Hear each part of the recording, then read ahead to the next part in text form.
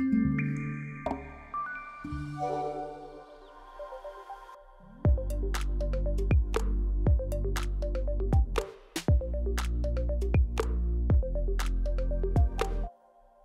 nous allons parler de la notion d'Egalim. C'est une notion qu'on entend quand même souvent dans les médias, mais finalement, c'est quoi? Egalim, d'abord, c'est une loi qui date de 2018, qui est une loi pour l'équilibre des relations commerciales dans le secteur agricole et pour une alimentation saine et durable. Donc, l'idée est plutôt sympathique. Loi votée en 2018, qui finalement avait deux grandes idées. D'un côté, imposer un seuil de revente à perte à 10%, et de l'autre, une construction des prix selon les coûts de production. Ça vous paraît logique, pourtant, ce n'est pas forcément le cas auparavant. Donc cette loi, elle vient finalement aider les éleveurs, les agriculteurs et les industriels à pouvoir transférer les potentielles hausses de prix d'achat qu'ils auront sur leurs matières premières sur leur prix de vente. Jusque-là, on est plutôt sur une bonne démarche. C'est une loi qui reste très théorique, qui manquait cruellement de mise en application, d'où l'arrivée de la loi Besson-Moreau en 2021, donc la loi déjà Egalim numéro 2.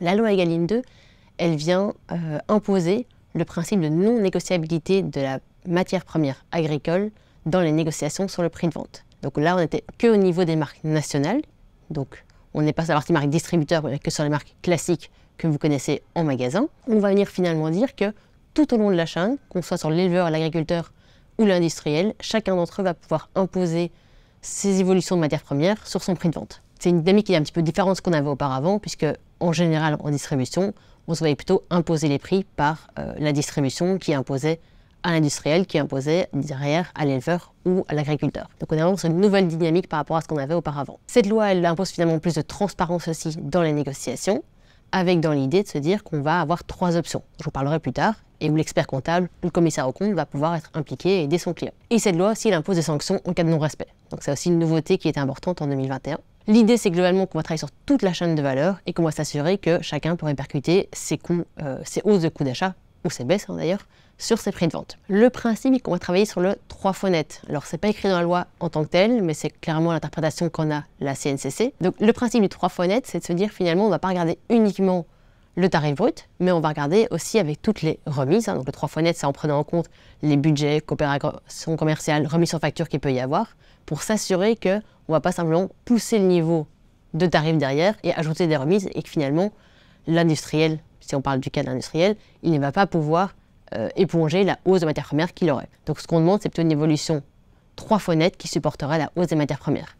Typiquement, si on prend un exemple, mes matières premières agricoles représentent 50% du produit que je vends à la distribution.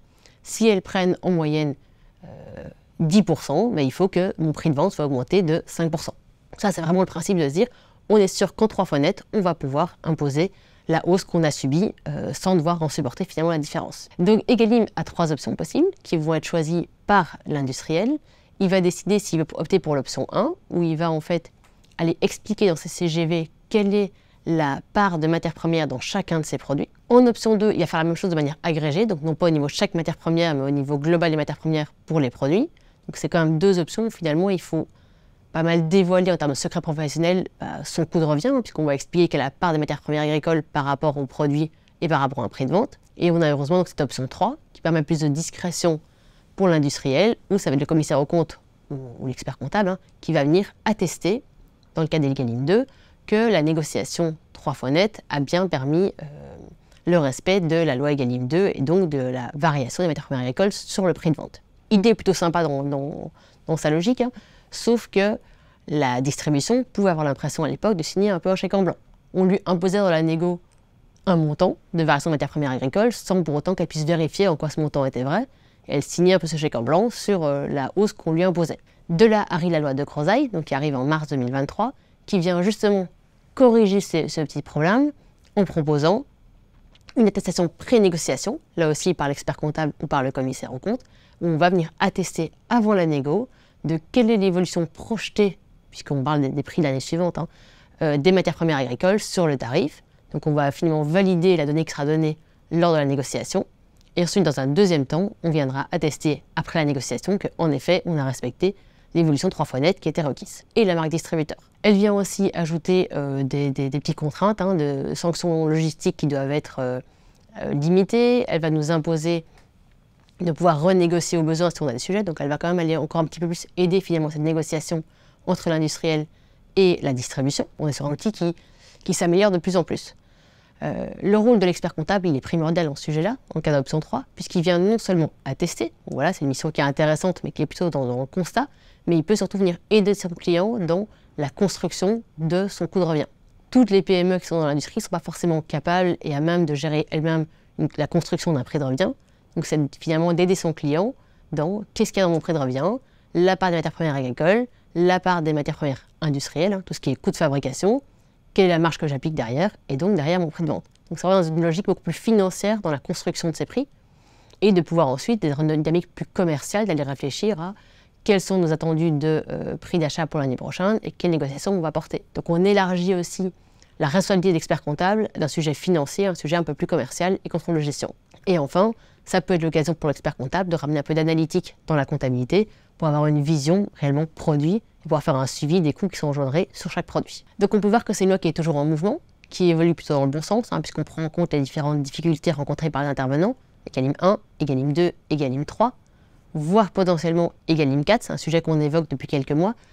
On sait qu'Egalim 4 pourrait potentiellement concerner la restauration, donc ce serait un nouveau cercle concerné sur le sujet, et les marques distributeurs. Ça peut avoir du sens, sachant dans une période quand même inflationniste comme on l'a actuellement, les consommateurs se tournent de plus en plus vers les produits de marques distributeurs, donc c'est peut-être en effet un secteur qu'il faut surveiller et regarder comment passent les négociations entre les industriels et la distribution. Un sujet pourtant reste flou, justement, pour le consommateur final, quel est l'impact d'Egalim?